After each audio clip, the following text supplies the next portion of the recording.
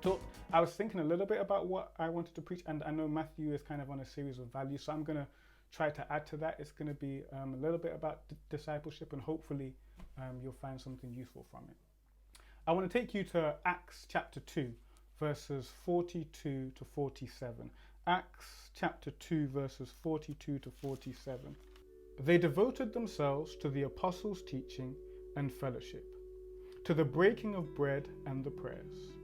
All came upon everyone because many wonders and signs were being done by the apostles. All who believed were together and had all things in common. They would sell their possessions and goods and distribute the proceeds to all as any had need. Day by day, as they spent much time together in the temple, they broke bread at home and ate their food with glad and generous hearts, praising God and having the goodwill of all the people. And day by day, the Lord added to their number those who were being saved. I grew up in a small church, a church which, to be perfectly honest, was nothing like the kind of church we read about in Acts chapter 2, verses 42 to 47. In fact, it was so small that for the most part, there were only 6 children who went to that church regularly. We had a couple of other people who were popping every now and then, but those who would be there every week, there were 6 of us, and 2 of them I was related to. Everybody else in that church was old. Well, old when you're 6 or 7. So it was a really, really odd place to go. Like the first time we went to the church, because we'd been living in Milton Keynes and we moved up to Nottingham and we went to this church. I remember talking to the other oldest boy who was there. So I'm the eldest of my siblings, he was the eldest of his, and he was giving me, I don't know, a child's tour around the church.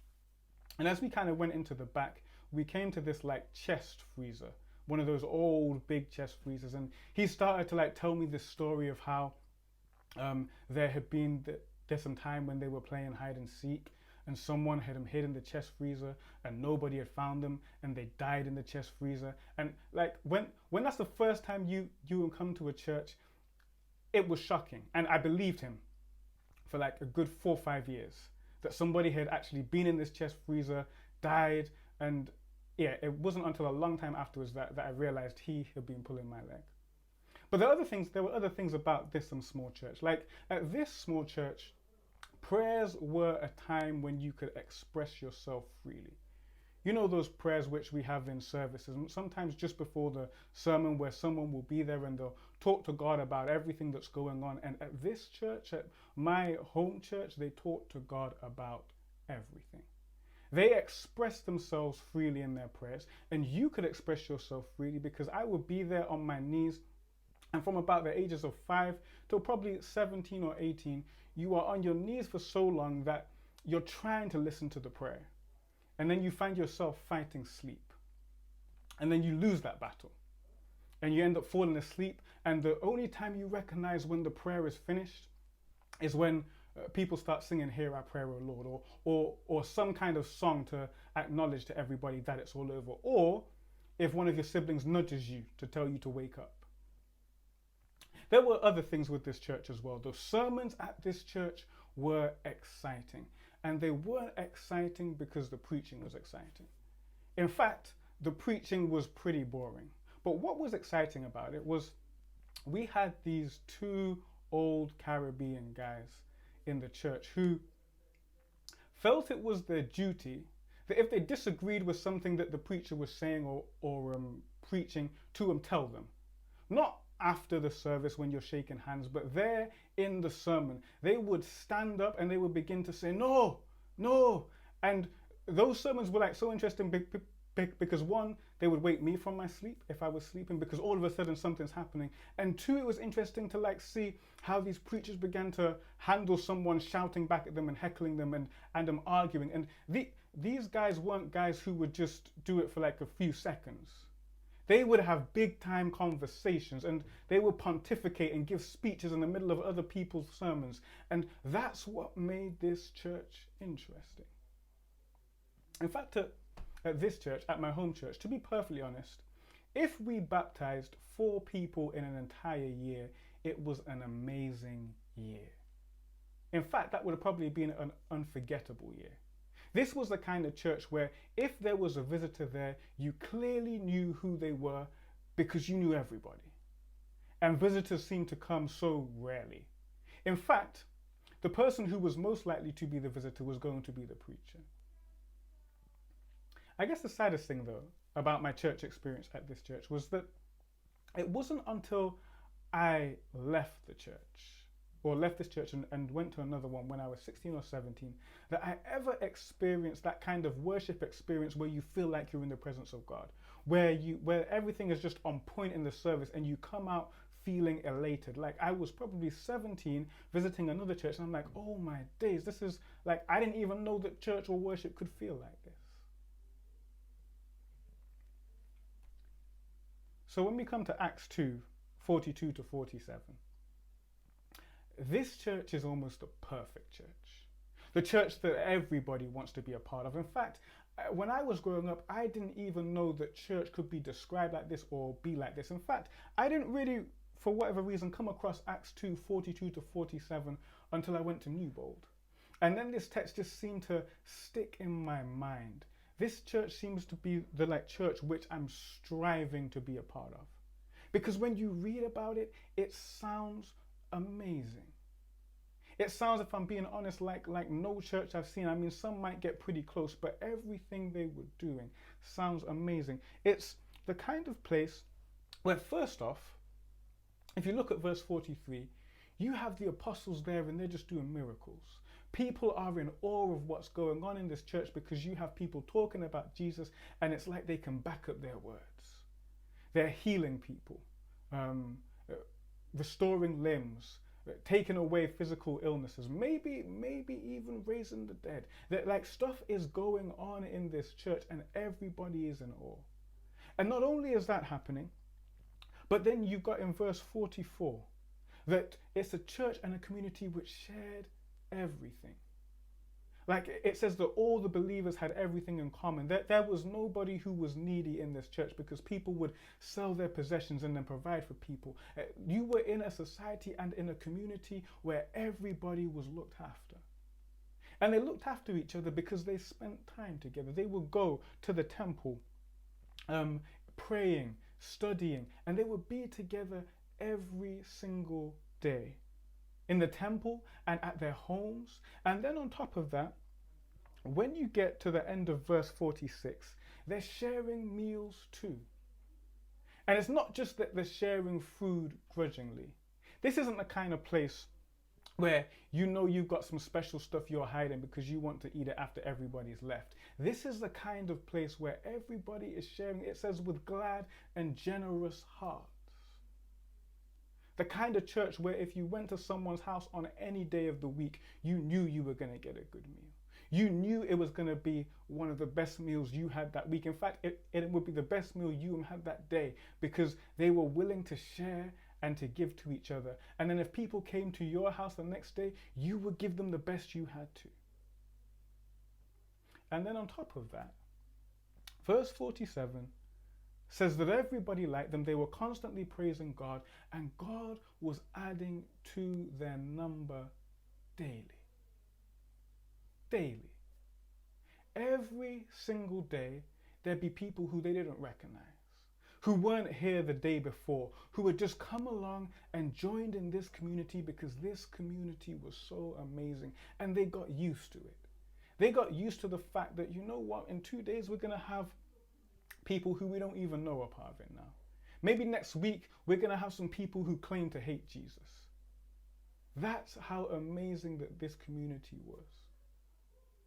And I have to admit that on hearing this, Acts 2, especially verses 43 to 47, has almost become the gold standard for church. Gold standard for community, the kind of thing that everybody is aspiring to, the kind of place that I want to be a part of. Now, I've been a pastor for 7 years now. And I have to admit that my church, you know, it's good. I really enjoy pastoring my churches, but they're nothing like this. Nothing on this level. Like, we can read this text all we want, but I don't think my church is even going to get there. In fact, it got to the stage where I was thinking, oh, maybe it's going to happen when I move church, or maybe I'll find a community who are really on this. But the more I thought about this text, the more my opinion of it has changed. Not in any bad way. What they do is amazing. But I think maybe I've been getting my focus wrong. That I've been chasing the wrong thing. That I've been trying to be part of a community just like this. Just like you get in Acts 2:42 to 47. But I think the point of the text is something else. I think what's trying to be communicated is all the more important, and is actually something that we can achieve. Because I've realized that maybe the important verses aren't verses 43 to 47. Maybe the important verses aren't the description of what life was like in that community and what was going on.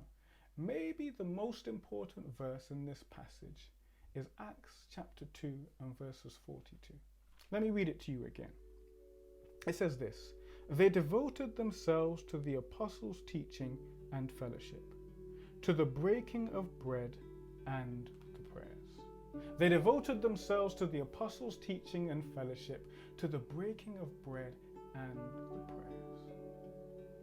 That verse to me is really interesting because there are 4 things that get talked about. 4 things that I think a lot of the times we can forget, and 4 things I think that are vital to achieving what they achieved. Firstly, teaching. Acts 2:42 says that they devoted themselves to the apostles' teaching. And this was so important because right before all these people had joined the church, right before these 3,000 had joined, they had asked the question on hearing Peter's sermon just before, on the day of Pentecost, after God had become relevant to people and spoken their languages, literally. Peter stands up and he preaches, and at the end of his sermon, people are saying, well, what must we do to be saved? And so Peter begins to tell them, and he says to them, repent and believe in Jesus Christ, and you will be saved. Your sins will be forgiven. And then it says that in verse 42, they were baptized, but then they still took part in teaching. Because now they need to be taught what it means to live in this community. Now they need to be taught what it means to follow Jesus. What they knew about God was not enough. They had to begin to learn what Jesus had done and what it meant for their lives. They had to be taught what it meant to follow Jesus, otherwise they would just revert back to the life that they had before.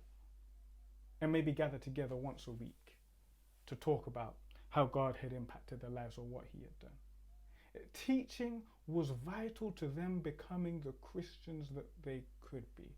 Teaching was vital to what you see in Acts 43 to 46. And it makes sense. Because when you think about it, when it comes to teaching, it is so important. Right now, in the midst of coronavirus, we've having various proclamations from the government about how important it is for everybody to go back to school, and Boris Johnson is talking about how it's our national duty and it's our moral responsibility that children need to be in school. And the big thing they've been saying is it's because we cannot afford for their educational chances to be ruined. We can't afford to lose a generation. Now, there may be other reasons behind it as well, but he makes a really good point. Because school is the place where really you learn about life. You learn how to function in the world. It was a couple of years ago when I went to Australia for a year, and I was out there, and while I was out there, I was volunteering with a church, but I was also volunteering at a school. And being at the school, it was a school which went from literally 5 to like 18. And I spent a couple of days in the classroom with like the 5-year-olds. And it was only in the classroom with the 5-year-olds that like I remembered what school was like.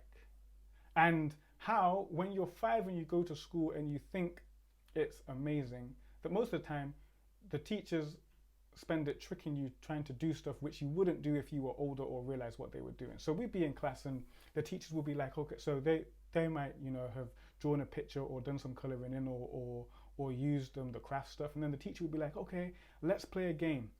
And we're going to play a game and we're going to see who can tidy up fastest or who can put all the yellow bits of paper into a pile. And you see how excited all these children get about doing something like this. And I'm realizing, man, I was just like that. And I was just as excited about tidying up when I didn't know that it was tidying up. But what that also made me realize is that education is so vital for functioning in the world. Like, you need to know what different colors are. And you need to be able to recognize them, because if you don't know that, how are you going to be able to drive later? Or even with your driving, you need to be able to read, because if you can't read, directions would be a really, really hard thing. And it's all these things which you learn at school, and you discover that the reason you really go to school is to equip you for life. And that's what the teaching you find in Acts was about. It was about equipping them for life. It wasn't about just giving them information about Jesus that they could pull out as on fun facts or just in Sabbath afternoon quizzes with everybody in the synagogue. This was stuff which would affect their daily life, stuff they needed to know to live as Christians in Jerusalem, to live as people who follow Jesus in that city. And you can see that the teaching had an effect. But it made me think, though, in realizing that they spent so much time being taught, what do I actually know about Jesus?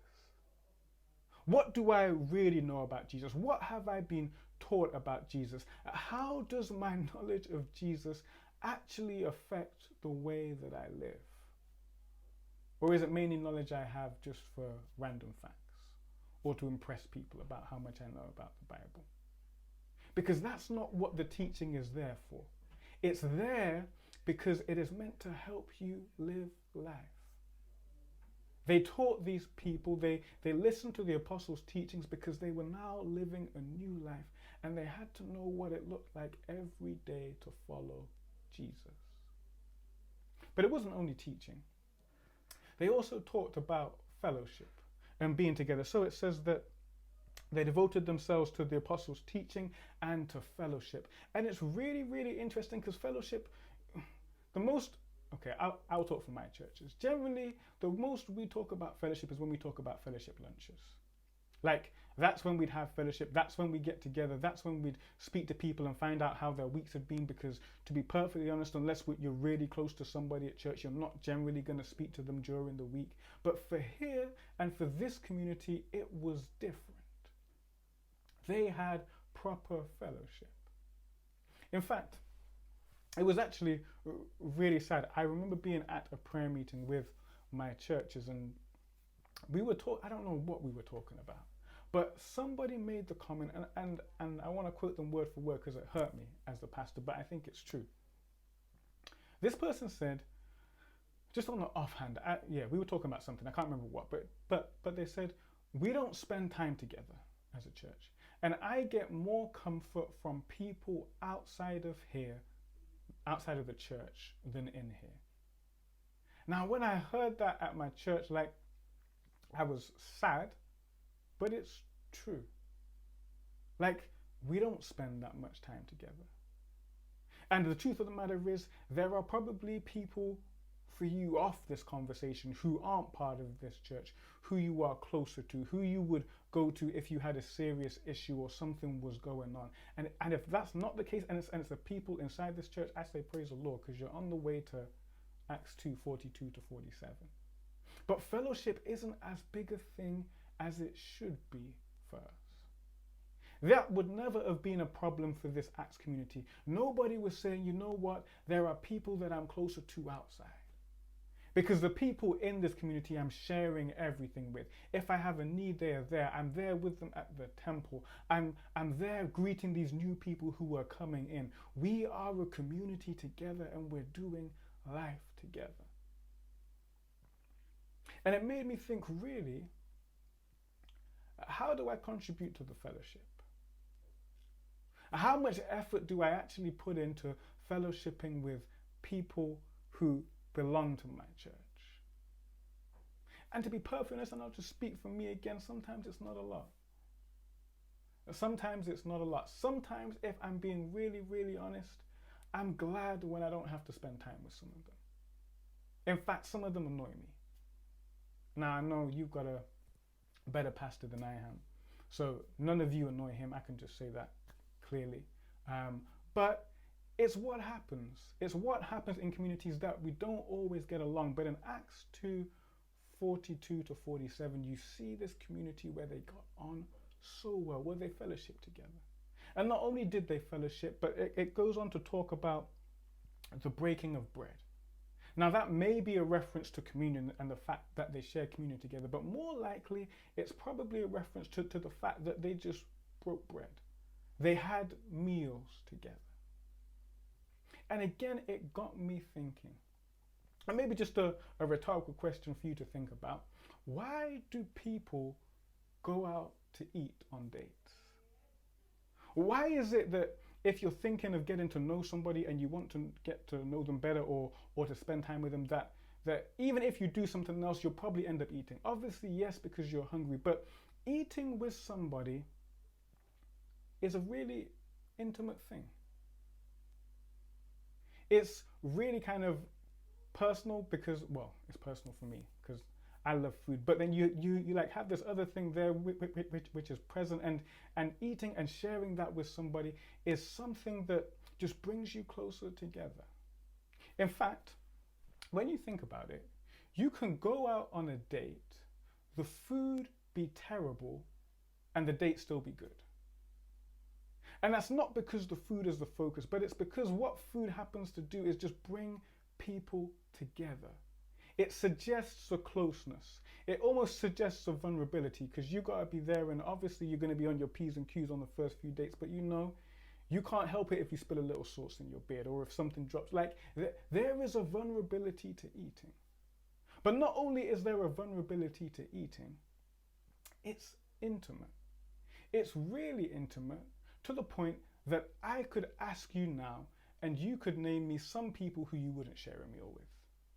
Some people who you wouldn't sit down and eat with, just because you don't have that kind of relationship. They're not the kind of people who you would maybe invite over to your house just to have a meal, or the kind of people who you would arrange to say, okay, let's go out and grab a bite to eat together. There is something extremely close about eating. That there is a way in that it brings people together, and this is what they were doing. They were intentional about this too. And then finally, the fourth thing they do is that they pray. They're constantly praying together. So they're listening to the teaching, they're fellowshipping, they're eating together, and they're praying. And praying is probably almost the most important. Because what they're doing in prayer is being reminded that heaven and earth are joined together.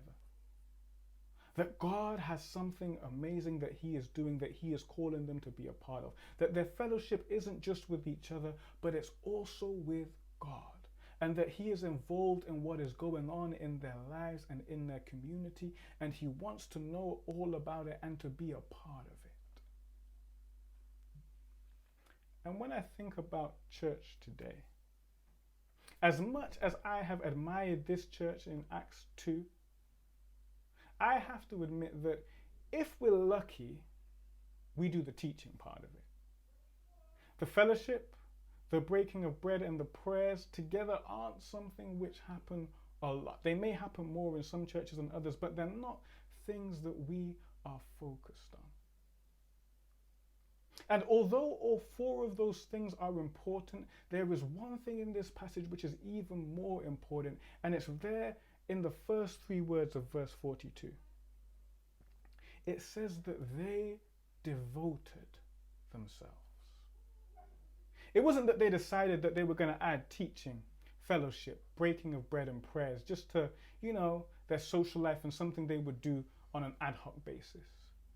They devoted themselves to the apostles' teaching. They devoted themselves to fellowship. They devoted themselves to the breaking of bread, and they devoted themselves to prayer. And it's out of that devotion that you get this community in Acts 2:43 to 47. Those verses don't happen. That joining together, that sharing of everything, that worshipping, that fact that God was adding to their number daily, it doesn't happen if they don't devote themselves to the apostles' teaching, to the breaking of bread, to prayers, to fellowship. To put it another way, their devotion caused a commotion. The fact that they were so willing to devote themselves to these things were the catalyst for everything else which you see in that community. It was the reason why all this other stuff happened. And I realized that I spent too long trying to copy Acts 2:43 to 47. I spent too long to get my Christian life looking like this, when realizing that that's not actually what they did to get there. That's not the process. That's not where you start. That's just the result. What they did was that they devoted themselves to the apostles' teaching. They devoted themselves to fellowship. They devoted themselves to the breaking of bread, and they devoted themselves to prayer. And on that basis, God responds to their devotion. He creates this community, which is amazing, which we read about now. And if you read about it and think about it, like, it just gives you goosebumps. But not only that, he creates the kind of community where God is bringing people into it every day. Because that's the key thing. It's not that they were adding people every day. It's that the Lord was adding to their number every day. God saw it as a place where he could safely bring people who were learning about him, who were taking those first steps to follow Jesus. He saw it as the kind of community that he could entrust with those people, and he did it, I believe, because they were devoted. They were devoted to these things. They were their priority. In fact, in reading and preparing for this sermon, I came across a passage which I just want to read to you. It's from a guy called N.T. Wright, and in the passage he says this: when the church today finds itself stagnant, unattractive, humdrum and shrinking, and sadly there are many churches in the Western world at least of which that has to be admitted, it is time to read Acts 2:42 to 47 again, get down on our knees and ask, what isn't happening that should be happening? The gospel hasn't changed. God's power hasn't diminished. People still need rescuing. What are we doing about it? And you know, to that question of what's happening that shouldn't be happening, or what's not happening that should be happening, I think it really comes back to our devotion. It really comes back to a question that I am having to constantly ask myself, is that when it comes to following Jesus, what exactly am I devoted to? What are the things which drive me? Can I say, like the people here in Acts chapter 2, that I'm devoted to learning about Jesus, that I'm devoted to fellowship and spending time together, that I'm devoted to sharing meals with people, and that I'm devoted to prayer? And I have to admit that I'm not. That those aren't things that I am devoted to. And that probably explains why my Christian life and the communities I am a part of look the way they do. Because the things that I'm devoted to are different things, other things. And really, I need to change what I'm devoted to and move my way slowly to being devoted to that. Because it raises one final question for me and for you. Do you believe that God can change the world through us? Do you believe that God can change the world through Acts? Do you believe that this is just going to be a community of the people who are here now who get on and enjoy themselves? Or are you going to be looking back in 5 and 10 years and saying, oh my days, if we ever had any idea of what God was going to do with this? If we ever had any idea of how God was going to move, we'd have told people that they were lying. Because this power is still available. This transformation for the world through the church is still available. The real question is, what are we devoted to? What are the things that we are really passionate about? What are the things that we are really giving our all to?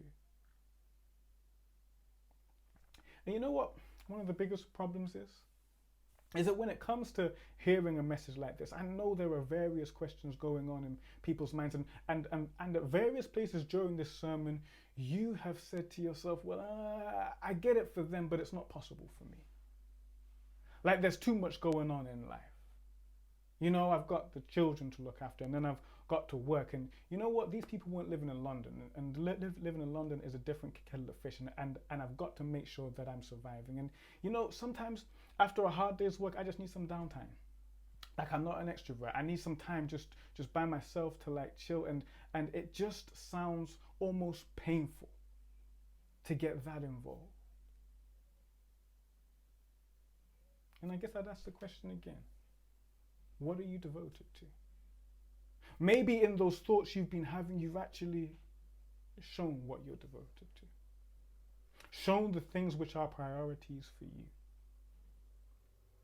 I know for me, one of the big things is that I take value for myself from like getting stuff done.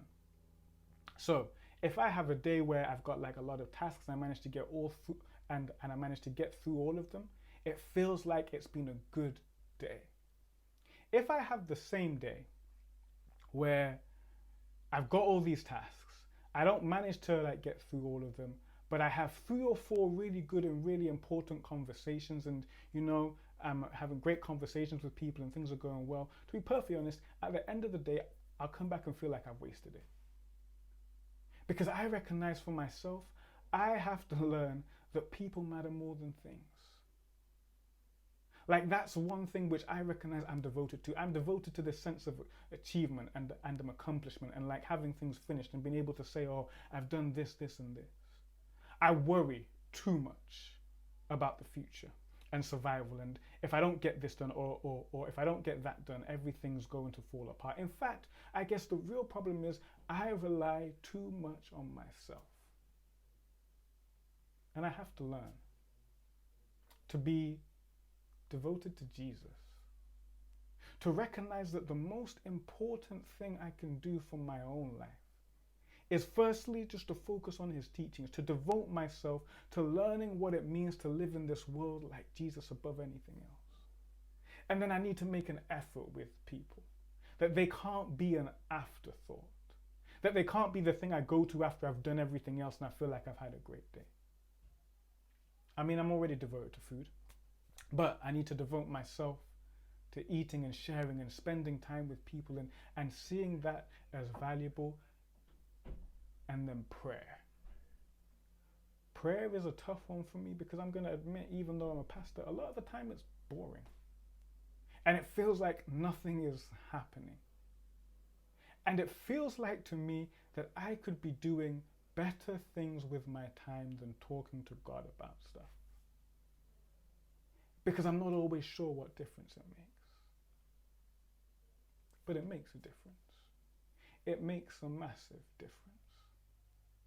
Because that's why I've been chasing this experience of Acts 2:43 to 47. And I don't believe that that's what God wanted us to focus on. It's not about recreating that community.